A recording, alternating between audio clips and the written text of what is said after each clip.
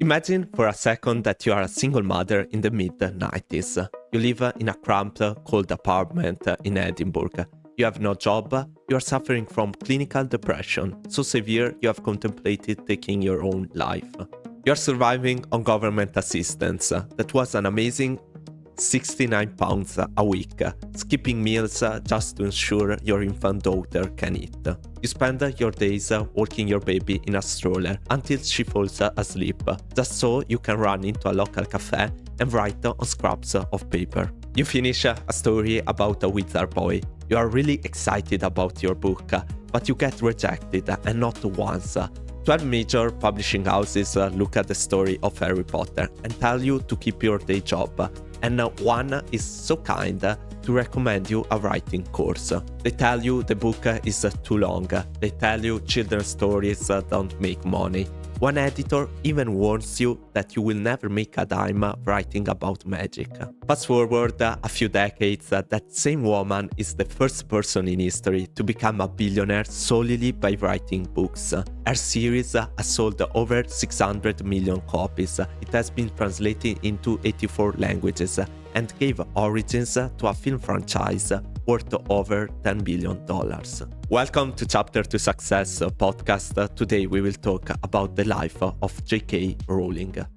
Chapter 1, her childhood. To understand the woman she is now, you have to understand where she came from. Joanne Rowling was born on July 31, 1965 in Yate, Gloucester. She lived in a middle-class family. Her father, Peter, was an aircraft engineer at Rolls-Royce, and her mother, Anne, was a science technician. The story on how her parents met is almost like a scene from a movie. They met on a train departing from King Cross station in London. They were both 18, heading off to join the Navy. That train station, King Cross, would eventually inspire Joanne to create the most famous train platform in fictional history. As a child, Joanne was what you might call painfully bookish. While other children were out playing sports or having fun, Joanne was usually found in a corner, with her nose buried in a book. Her house was full of books. She also said that Hermione Granger was inspired by her younger self. At age 6, she wrote her first story. It was about a rabbit named Rabbit who got measles. It wasn't a masterpiece, but the reaction she got from her mother was the fuel that lit the fire. Anna Rowling told her it was brilliant. Joanna later recalled that she stood there, looking at her mother, thinking, well, get it published then. Even at 6, she had the instinct of a professional writer. But her childhood wasn't just a perfect dream. She felt like an outsider. She was a shy, quiet girl, and she often felt like she was observing her life rather than participating in it. This perspective of the observer is what allowed her to take notes on the people around her that would later inspire character on the Harry Potter saga. She lived near a family named the Potters, a name she always preferred over her own. Then she went to school with a headmaster who exuded a quiet wisdom that would one day inspire the character of Albus Dumbledore. And lastly, she had a best friend, Sean Harris, who owned a turquoise and white Ford Anglia. To a girl who felt trapped by the expectation of her small town, that car was a symbol of escape. She would later dedicate the second Harry Potter book to Sean, and that Ford Anglia, that would fly Harry and Ron all the way to Hogwarts. The most defining and painful part of her youth began when she was 15. Her mother, Anne, was diagnosed with multiple sclerosis. For the next decade, Joanne watched her mother's health slowly deteriorate, a shadow that hung over the family and would later infuse her writing with a profound understanding of grief and mortality.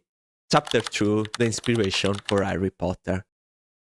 By the time Joanne reached her early 20s, she had followed the path expected of a bright English girl. Her parents initially wanted her to study something useful and take a vocational degree, and at the end the compromise was that she studied French and classics at the University of Exeter. But if you haven't figured it out yet, Joanne's passion was reading. She famously spent so much time in the university library reading things that weren't on her syllabus that she racked up a fine of £50 for overdue books.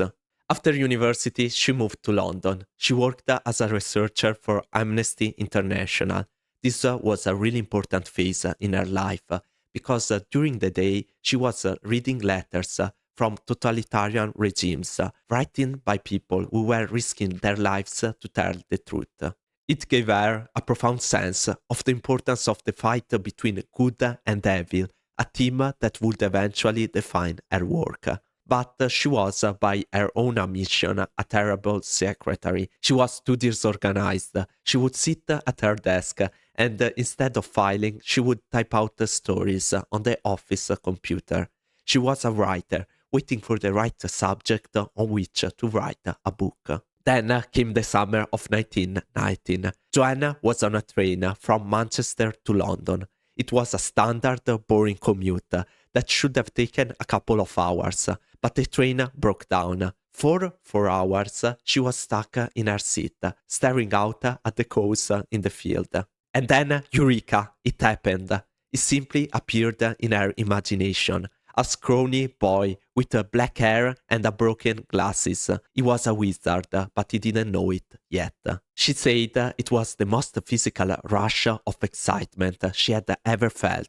The ideas didn't come little by little, they came in a flood. She didn't have a pen at work, and she was too shy to ask.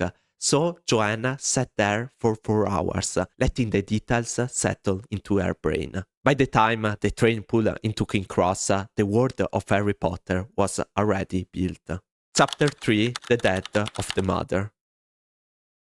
The eye of that creative breakthrough was met almost immediately by a devastating blow. Just 6 months after she began writing her first chapters, on December 30, 1919, her mother Anne died. Anne was only 45 years old, and she had suffered through 10 years of the grueling effects of multiple sclerosis. The most painful part for Joanne was that she had never told her mother about Harry Potter. She never got to tell her about the book. This loss shattered Joanne, but it also transformed the book. If you look at the first few chapters of The Philosopher's Stone, they are filled with a very specific kind of grief. Every longing for his parent isn't just a plot point, it is Joanne's own her take on the page.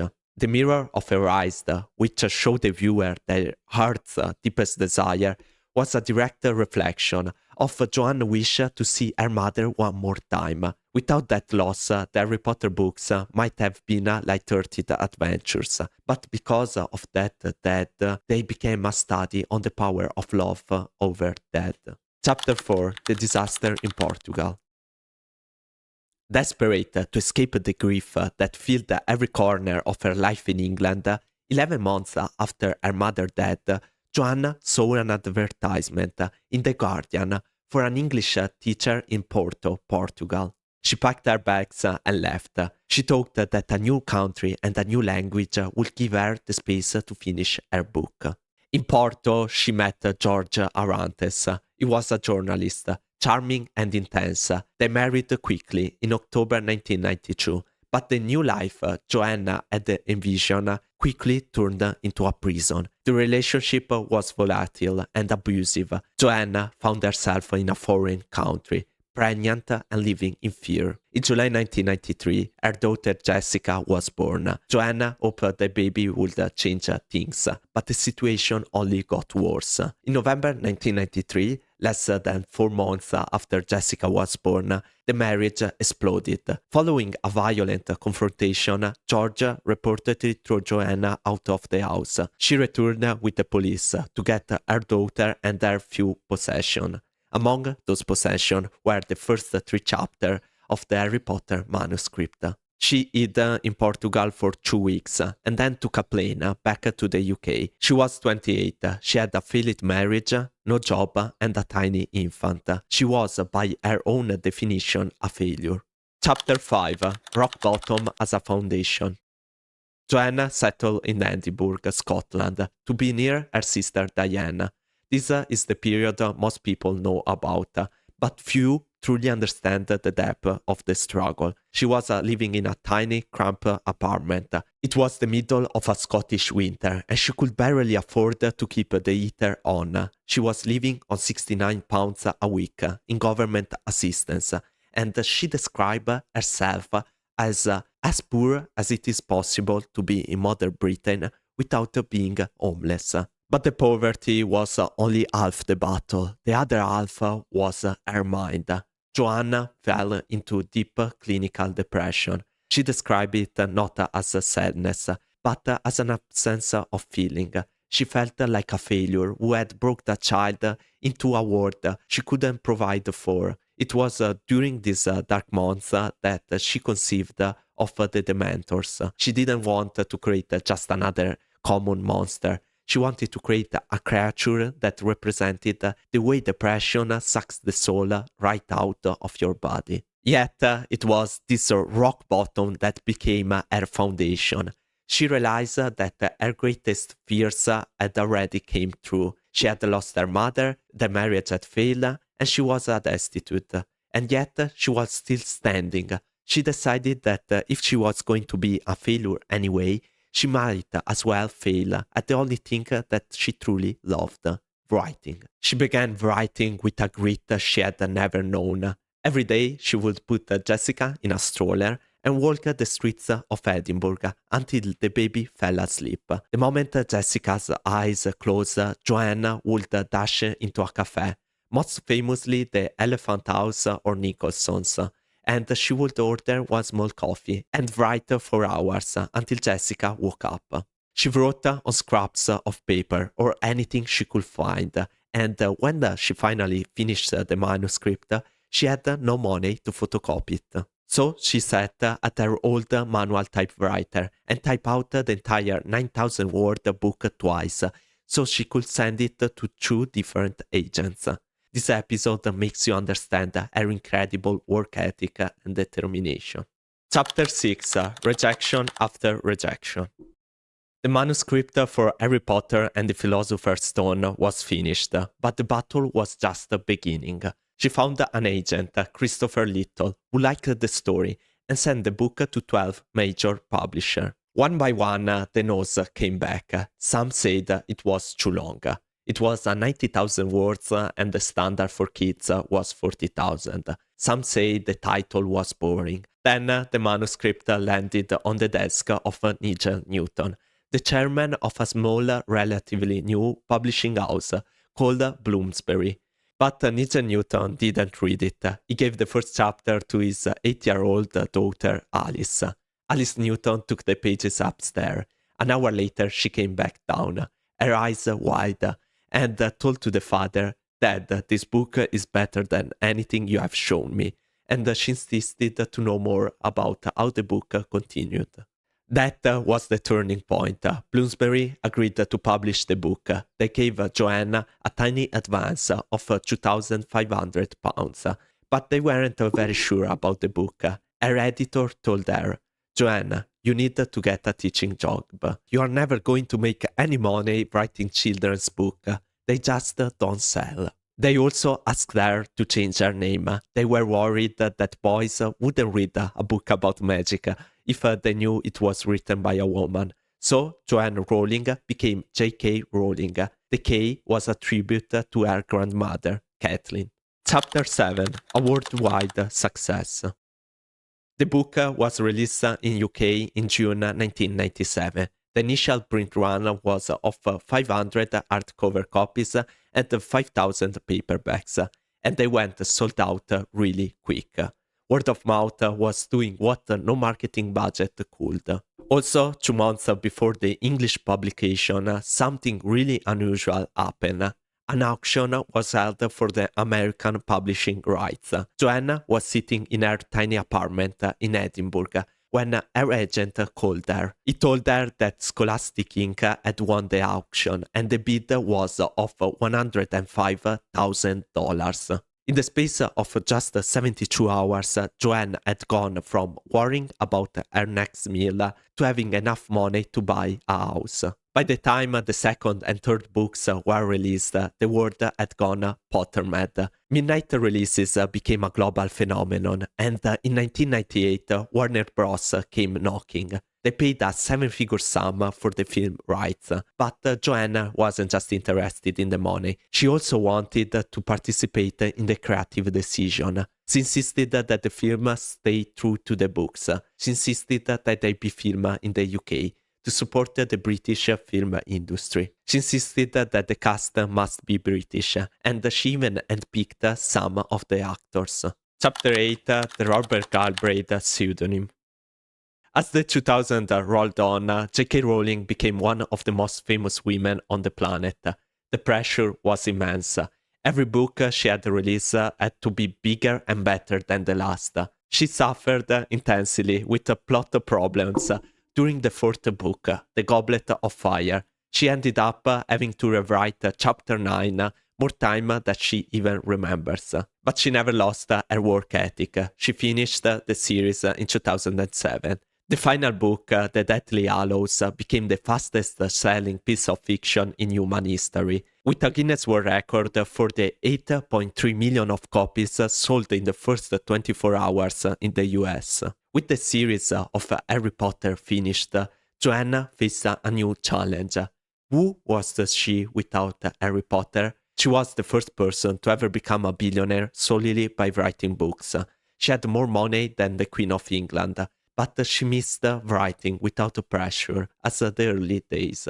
In 2013, a crime novel appeared on shelf titled The Cuckoo's Calling by an author named Robert Galbraith. The book was a debut by a former military policeman. It received glowing reviews from critics, but it didn't sell many copies. A few months later, a leak on Twitter revealed the truth.